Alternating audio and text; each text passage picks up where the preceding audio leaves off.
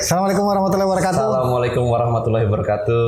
Selamat sore, senja menjelang maghrib. Senja menjelang maghrib. Di Rumah Baca Cerdas Malik Fajar Institute. Malik Fajar Institute. Kita melanjutkan podcast video kita ya, yang sebelumnya dalam mata kuliah studi perdamaian dan resolusi konflik. Nah, di pertemuan kali ini kita akan bahas tentang perdamaian dalam perspektif idealis, realis, dan maksis. Jadi hari ini kita akan membahas perdamaian dalam 3 perspektif ini. 3 perspektif ya. Idealis, realis, dan maksis.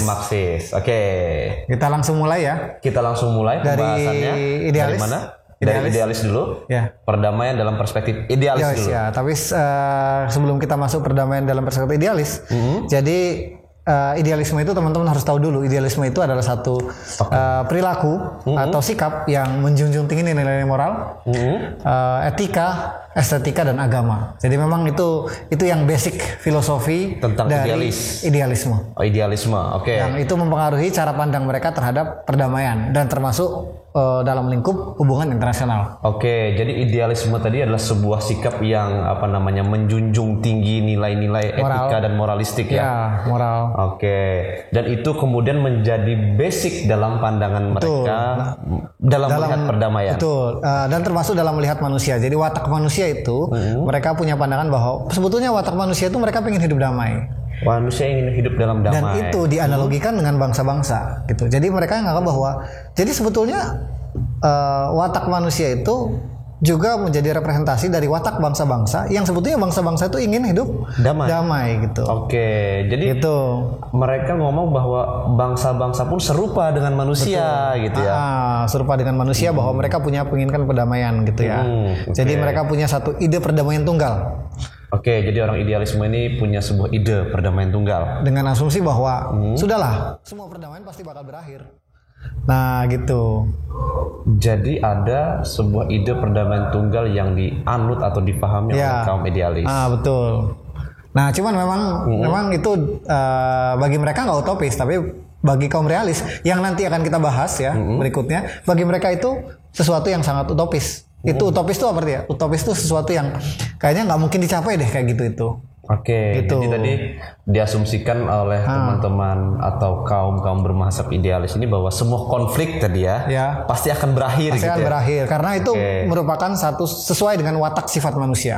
Jadi tidak akan selamanya nih kita berkonflik. Betul. Gitu ya. Karena mau ribut-ribut mau konflik soalnya manusia kan wataknya pengen damai. Pada hakikatnya manusia pengen damai. Nah sehingga mereka punya logika, kalau manusia pengen damai maka manusia sudah terhimpun dalam negara-negara, bangsa-bangsa, pasti pada akhirnya bangsa-bangsa itu pengen damai juga gitu loh. Betul. Nah filosofinya mereka begitu gitu. Nah terkait gagasannya nih kemudian Mas Subhan, kemudian praktek empirisnya nih, apa sih yang disarankan oleh para pemikir idealis ini untuk membangun perdamaian tunggal tadi?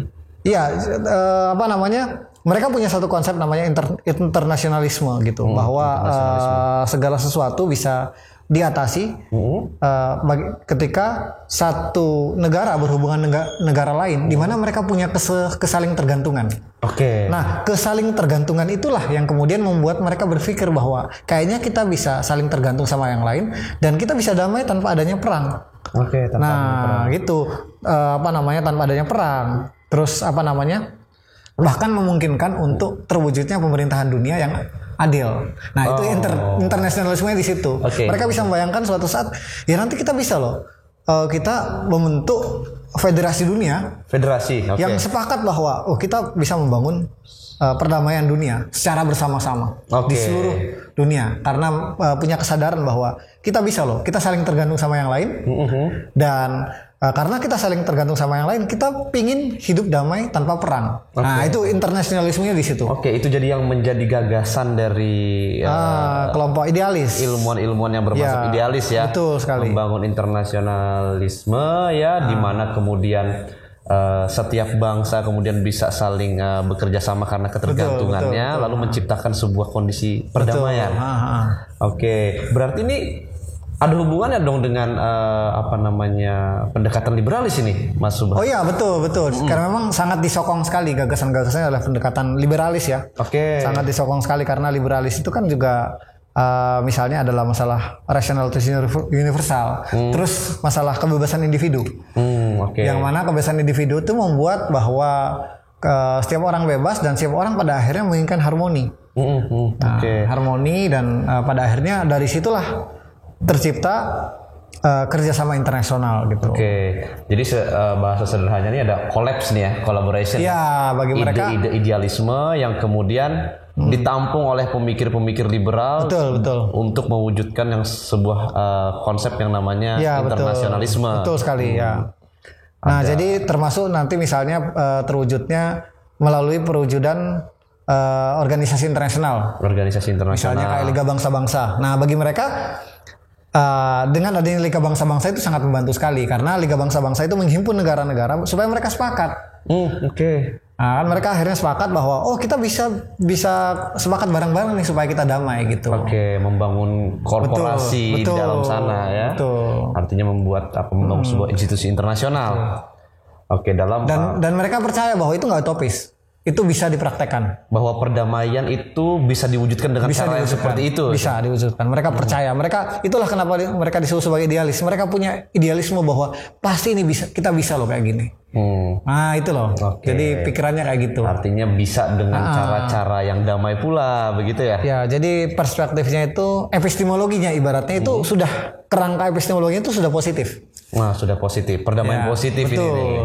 Berbeda dengan kerangka pemikiran dari realis gitu, yang realis sudah mikirnya sudah negatif gitu. Ilmuwan realis ini? Iya, jadi mereka memandang bahwa itu utopis tuh nggak masuk akal itu. Jadi mereka itu kayak nggak mikir bahwa itu kan nanti bisa kita lihat bahwa itu ada kepentingan, ada faktor sosial, ada kekuasaan, ada hegemoni, ada keinginan manusia untuk menghegemoni, keinginan manusia untuk berkuasa.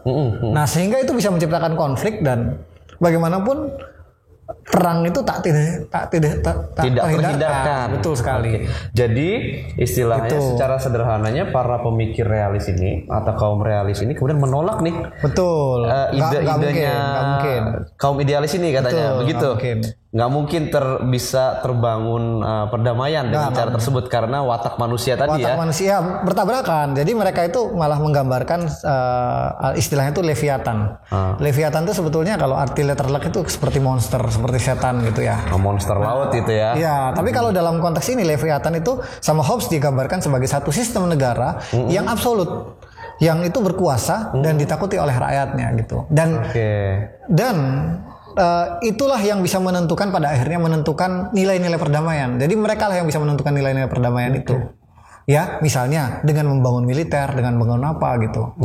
Ini juga terkait dengan, berarti kalau ngomong Leviathan ini juga terkait dengan asumsi bahwa ranah internasional atau dunia internasional ini sistemnya anarki ya. Anarki, betul sekali. Sistem anarki dan pada akhirnya ketika mereka membangun perdamaian itu adalah bagian dari upaya untuk survive aja gitu, untuk kelangsungan hidup gitu. Dan dan perdamaian itu diciptakan oleh siapa? Perdamaian diciptakan oleh pemenang. Perdamaian diciptakan oleh pemenang. Betul. Nanti ada zero sum kan? Ada zero sum game. Zero sum game. Zero sum game itu artinya apa? Bahwa ini menang kalah. Ini masalah menang kalah. Kalau ada yang menang berarti ada yang kalah. Ada yang untung, ada yang rugi gitu kan ya. Ada yang zero rugi. Sum game betul. Ya. Nah, terus perdamaiannya itu di mana? Perdamaiannya itu ditentukan oleh sang pemenang. Sebuah quotes yang keren ini. Perdamaian diciptakan oleh sang pemenang. Betul. Jadi kalau kalah ya udah kamu mungkin tidak bisa menikmati perdamaian gitu kan. Artinya harus kemudian mengalami era-era terjajah gitu ya. Makanya kalau mau damai berarti militernya harus sama-sama kuat nih supaya mereka hati-hati tuh. Ya kan? Sampean misalnya mimpin negara A gitu, saya mimpin negara B gitu kan. Supaya saya ngerti kan, misalnya sampean militernya rapuh, ya saya serang gitu. Ya kan? Maka saya menang, sampean kalah gitu. Nah, tapi kalau misalnya sampean punya sampean negara militernya bagus, kuat, saya militernya kuat, saya hati-hati menyerang sampean kan. Nah, di situ tercipta damai nanti. Oke, jadi terminologinya nih negatif banget ya, perdamaian negatif ini. Iya, betul. Negatif banget. Jadi pemikirannya sudah negatif dulu gitu. Terminologinya perdamaian negatif ini ya. Artinya mencoba membangun perdamaian kemudian dengan cara-cara yang kemudian menunjukkan power gitu ya, agar terciptanya sebuah kondisi keseimbangan, tidak hadir peperangan, atau kemudian ada penaklukan sama sekali, perdamaian yang diciptakan oleh sang pemenang tadi, mungkin begitu ya. Oke. Jadi memang pada akhirnya seperti saya bilang tadi, nilai-nilai perdamaian, bahkan termasuk masalah struktur sosial, politik, ekonomi ditentukan oleh sang pemenang itu. Ditentukan oleh sang pemenang. Betul, gitu. Berarti kita bisa melihat dua perspektif yang sangat kontras banget, idealis dan betul. Perdamaian dalam perspektif realis ini. Oke. Nah, nanti itu juga sebelumnya di pertemuan pertama kan sempat ngomong masalah balance of power. Udah. Oke. Balance of power ini kan itu masuk dalam artinya realis kan, keseimbangan kekuasaan. Realis ini ya. Betul, keseimbangan kekuasaan gitu kan, yang menciptakan bikin dilema dari negara lain, yang security dilema itu. Ya kan, mereka harus secure, sama-sama secure.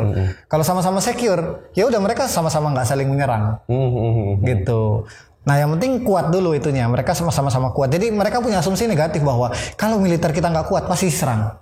Nah, kalau negara kita lemah, kita pasti diserang. Jadi pikirannya udah pikiran setan gitu kan.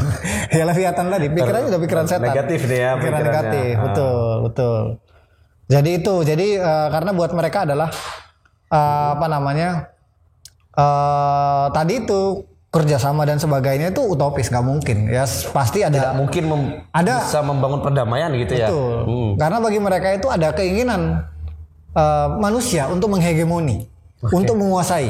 Sifat alami manusia itu pengen menguasai, pengen menghegemoni gitu loh. Jadi nggak mungkin lah mereka itu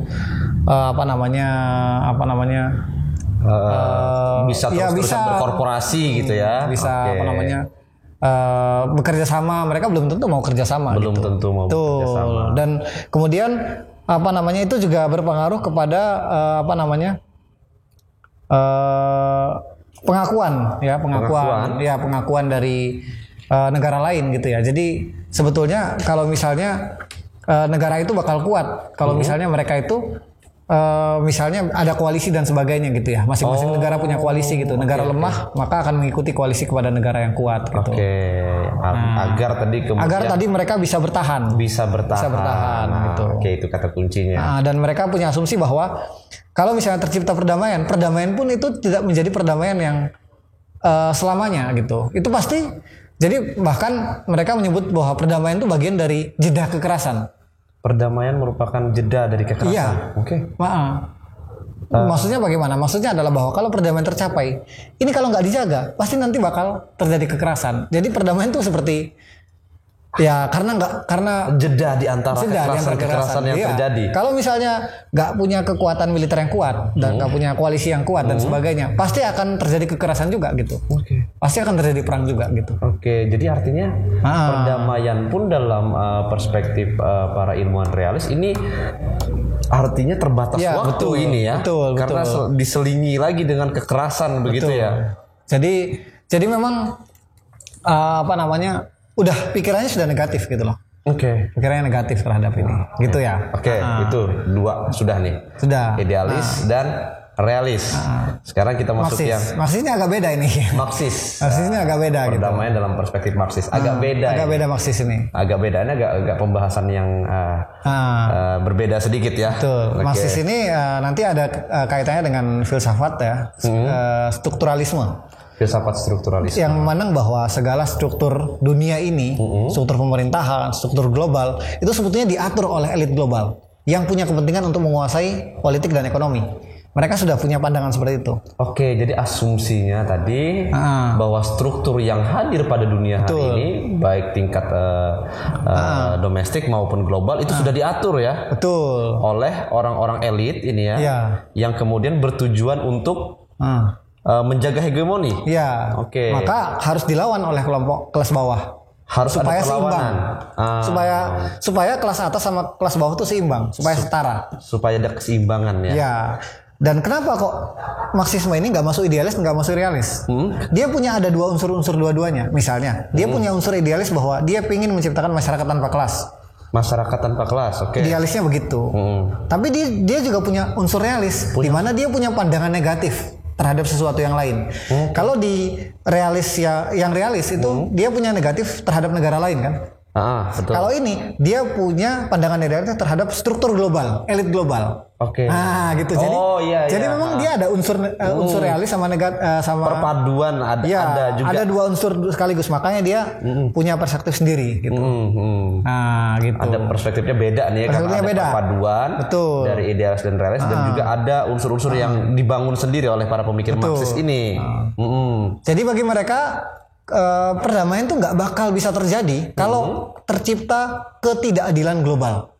Perdamaian tidak bakal bisa terjadi jika masih ada ketidakadilan. Betul. Oke. Karena ketidakadilan itu pada akhirnya menyebabkan kesejahteraan.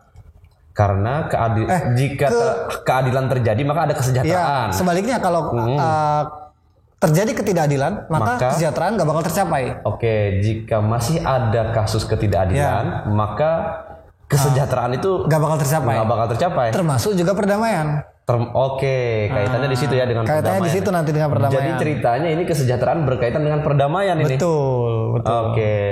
Nah, karena itu bagi mereka adalah ya ketidakseimbangan antar kelas itu harus dihapus. Ketidakseimbangan antar kelas itu harus dihapus. Makanya mereka melakukan perlawanan terhadap kapitalisme global gitu ya. Harus dihapuskan, termasuk eksploitasi antara satu negara terhadap negara lainnya gitu. Jadi mereka pikiran negatifnya itu bukan ke semua negara, tapi mereka pikiran negatifnya ke negara-negara yang berada dalam elit itu. Mereka bagian dari elit global.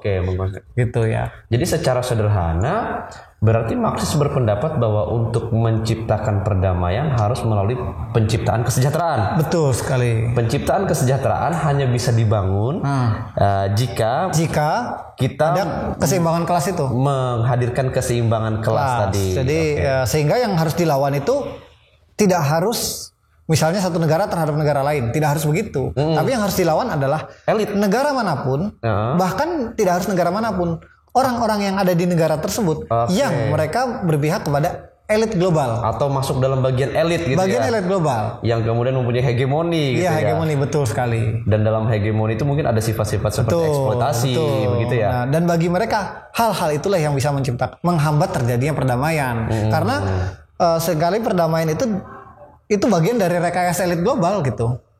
Konspirasi elit global. Mereka berpikir bahwa ini segalanya itu masalah kepentingan ekonomi elit global, kepentingan ekonomi dan politik elit global, bahkan sampai kepada perang dan sebagainya, konflik dan sebagainya. Ini pasti ada rekayasa dari elit global yang memainkan itu. Nanti kalau kita bahas ke diplomasi itu jauh sekali nanti ke sana. Itu akan banyak cabang lagi penjelasannya gitu ya. Termasuk misalnya itu negara boneka gitu ya. Namanya itu yang perang boneka gitu ya.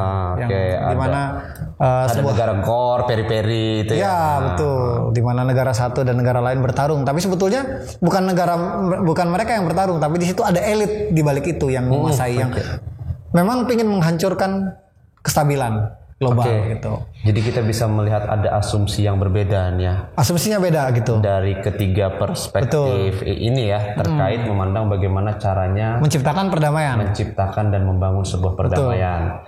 Kita review sedikit. Kalau idealis tadi dia melalui kooperasi ya. Untuk membangun. Karena yakin bahwa bangsa-bangsa itu sebetulnya mau damai. Yakin mereka. Layaknya manusia gitu ya. Manusia. Yang kemudian kalau realis ini asumsinya nggak mungkin, itu utopis gitu ya. Maka cara membangun perdamaian adalah dengan memperkuat masing-masing diri atau dengan penaklukan misalnya. Ya, penaklukan. Perdamaian diciptakan oleh pemenang tadi itu ya. Karena punya prinsip zero sum game itu ya. Zero sum game tadi. Iya, dalam permainan pasti ada yang menang, ada yang kalah gitu. Kemudian yang terakhir ini Marxis ini asumsi sederhananya adalah pendekatan strukturalisme ya, bahwa yang merusak perdamaian itu adalah struktur elit global itu. Ketimpangan struktur. Maka harus ada keseimbangan kelas.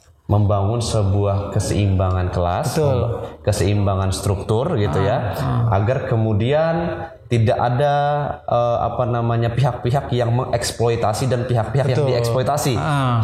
Lalu di situ memungkinkan terciptanya kesejahteraan yang kemudian berakibat pada hadirnya sebuah perdamaian. Betul. Begitu Mas Subhan. Pada akhirnya kan semuanya berujung pada mereka sama-sama ingin punya visi bahwa mereka ingin menciptakan perdamaian, tapi punya mindsetnya, pola pikir dan caranya masing-masing, cara yang berbeda, way-nya masing-masing. Iya, betul.